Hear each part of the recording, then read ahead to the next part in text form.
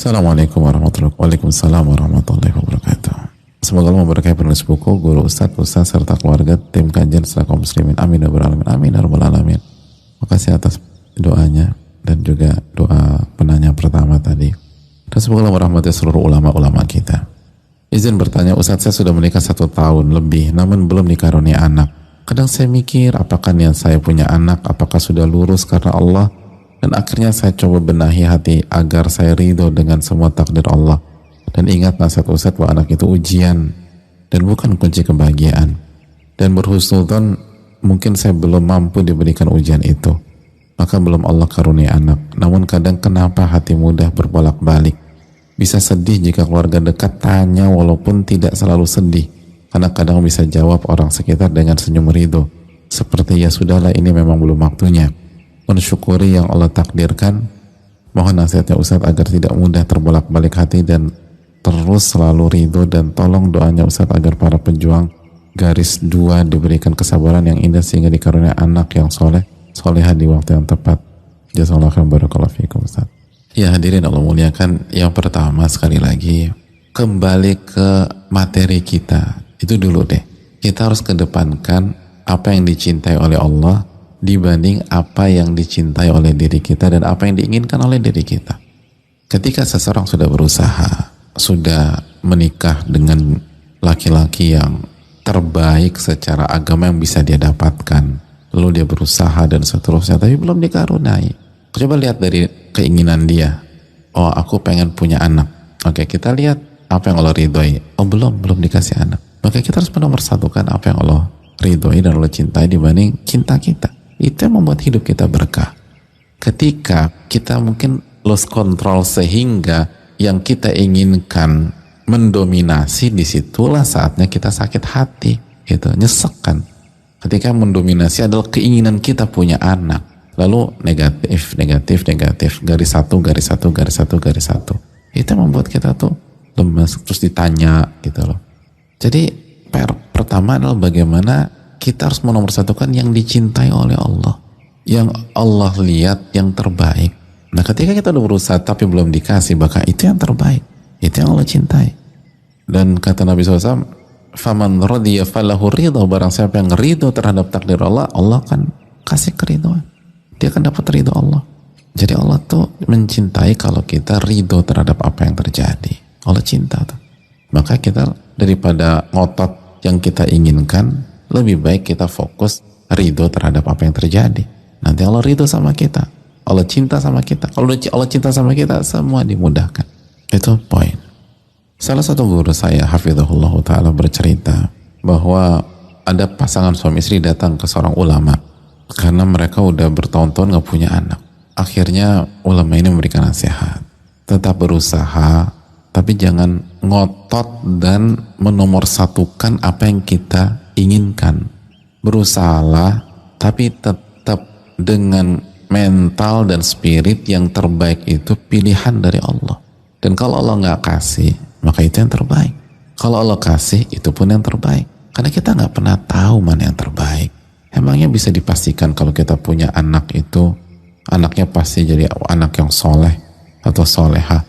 Belum tentu kan. Kita ingat kisah Nabi Musa dan Nabi Khadir yang kita baca setiap pekan, setiap Jumat. Diingatkan itu oleh ulama. Silakan berusaha, tapi yakinlah yang Allah pilih itu yang terbaik. Dan anak tuh ujian, kata beliau. Belum tentu kita bisa ngadepinnya. Allah yang maha tahu. Selesai itu. Tapi pasangan suami istri ini tetap ngotot, jemaah. Ngotot berikhtiar dan ngotot mengedepankan keinginan mereka dibanding mengedepankan iman kepada takdir Allah yang paling tahu yang terbaik buat saya. Lalu ridho dengan apapun yang Allah pilih. Enggak, ini bukan ridho, ini ngotot, harus punya anak. Hadirin yang Allah muliakan, qadarul Allah kasih anak, hadirin, dikasih anak. Oh, senang banget. Dan merasa pola mereka ini udah benar karena dapat kan.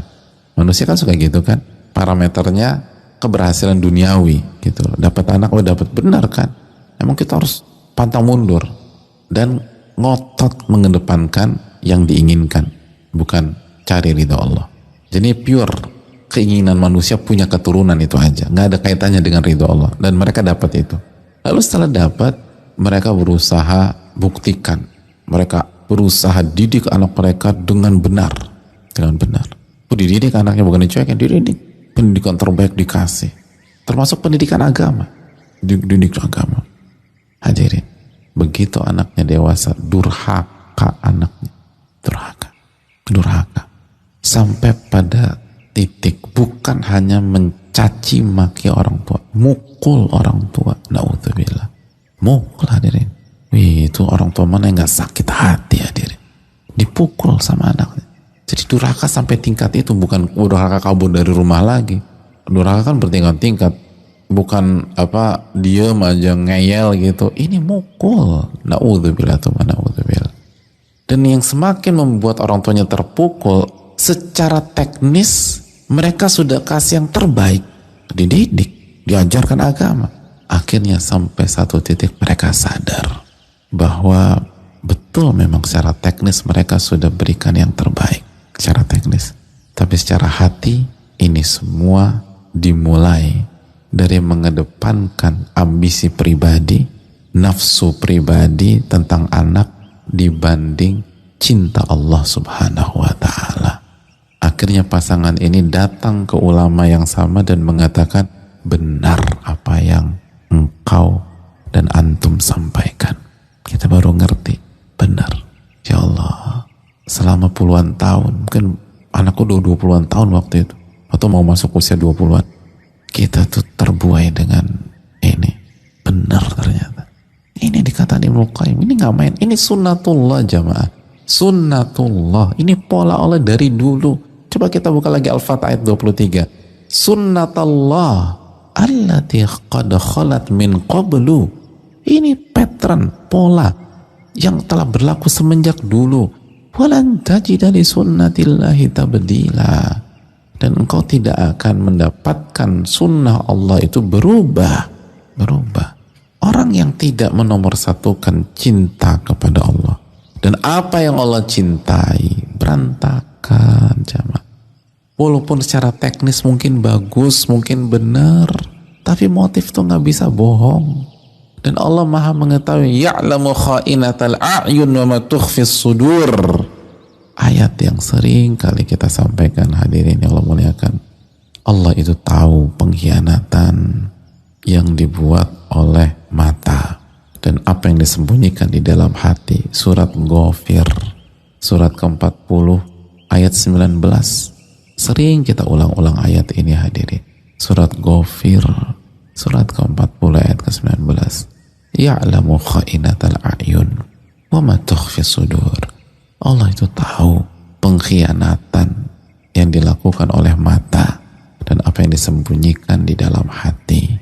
Teknis boleh bagus, teknis boleh perfect, tapi ketika hati kita menomorduakan Allah, hati kita menomorduakan yang dicintai oleh Allah dan menomorsatukan apa yang kita inginkan, apa yang kita mau, nafsu kita, Allah tahu.